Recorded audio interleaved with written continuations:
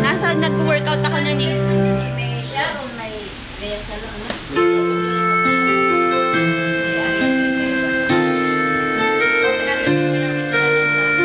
Yung feel na feel ah. Ate, yung feel na feel ah. Te. Sinanay yan sa ikaw, te.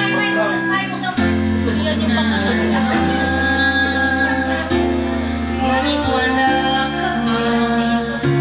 Hanggang kailan kaya ako'y maghihintay sa iyo? Wala naman siya ipapag. Bakit ba naman? Kailangan